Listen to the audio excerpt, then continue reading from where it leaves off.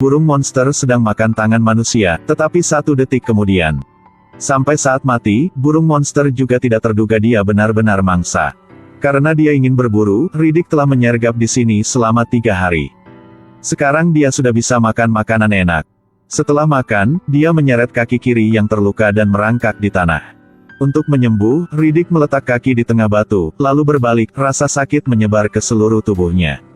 Oleh karena itu persendian dia kembali ke posisi semula. Selanjutnya, dia mengeluarkan armor di kaki kanan dan meletakkan di tabung tembaga kaki kiri, lalu mengeluarkan 2 paku, begitu saja kruk sederhana telah selesai.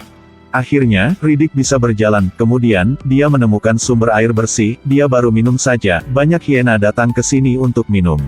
Dengan cepat dia bersembunyi di lubang di batu, diam-diam melihat. Tiba-tiba di dalam air muncul monster seperti sekelompok kalajengking, sebentar saja monster itu menangkap seekor hiena, beberapa detik kemudian hiena itu mati karena racun. Melihat hal itu, yang lain langsung berlari. Riddick siap pergi ketika dia berbalik dan melihat seekor kalajengking telah mengincar dia. Dia cepat mengambil tulang di sebelah untuk memprotes, pada saat bahaya, dia mengerahkan semua kekuatan, mengusir monster itu, mengambil kesempatan untuk melarikan diri dari tempat ini. Kalajengking juga tidak mengejar dia lagi, tenggelam kembali ke danau. Pada malam itu, Riddick bersembunyi di bawah tempat tidur untuk menghindari bahaya. Saat tidur, dia memimpi tentang sehari sebelumnya, ternyata dia adalah marsekal dari Korps Elit Necromonger, tetapi ditipu ke planet terpencil oleh seorang saudara. Setelah mengetahui kebenaran ini, Riddick guna pisau terbang untuk membunuh semua bawahan, tetapi akibatnya dia tetap ditembakkan oleh musuh, dan jatuh ke bawah tebing. Kemudian Riddick memberanikan diri melewati badai pasir untuk berburu, tanpa sengaja ketika dia menemukan anak-anak hiena yang menunggu untuk mati, dia segera membawa mereka kembali ke gua untuk memelihara. Waktu cepat berlalu, luka Riddick juga telah sembuh. Dia memanjat tebing, tiba-tiba dia menemukan dunia sangat baru. Tetapi untuk sampai ke sana, dia harus menyeberangi rawa yang penuh monster kalajengking.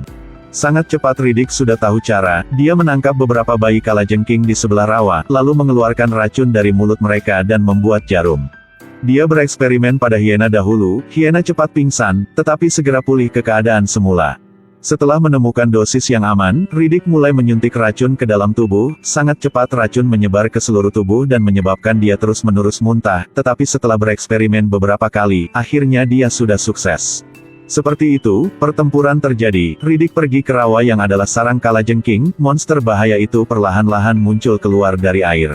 Riddick sangat tabah, dia mengambil tulang untuk melawan monster itu, monster benar-benar marah, tubuh tiba-tiba melompat keluar dari air.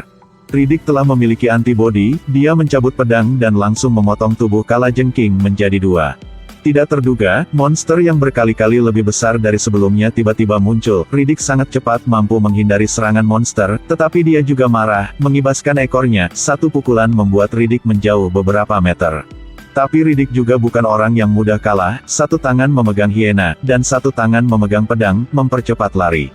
Ketika kecepatan mencapai puncak, Riddick meluncur ke tanah, dengan lembut meluncur ke bawah tubuh monster itu, membuat tebasan, kalajengking itu terluka parah dan berjuang beberapa langkah dan kemudian jatuh. Riddick mengatasi tantangan, terus menuju tujuan.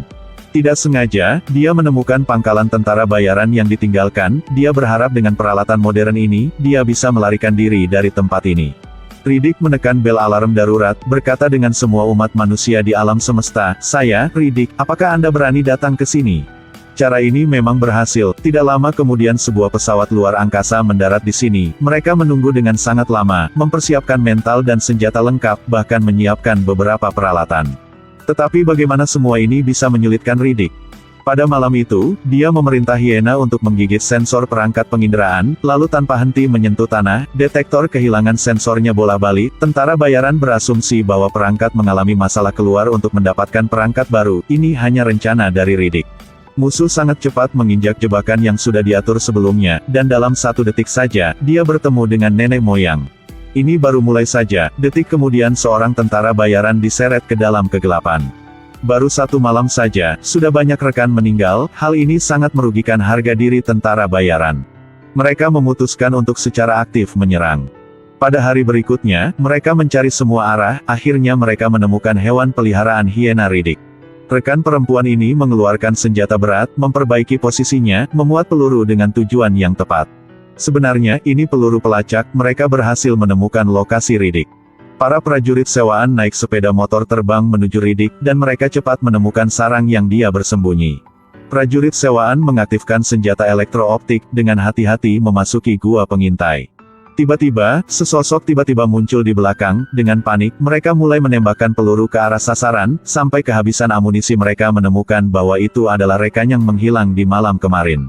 Pada saat ini, Riddick segera menyelinap ke pangkalan. Ketika mereka pulang, mereka baru mengetahui bahwa semua kekuatan untuk memulai pesawat ruang angkasa telah dicuri.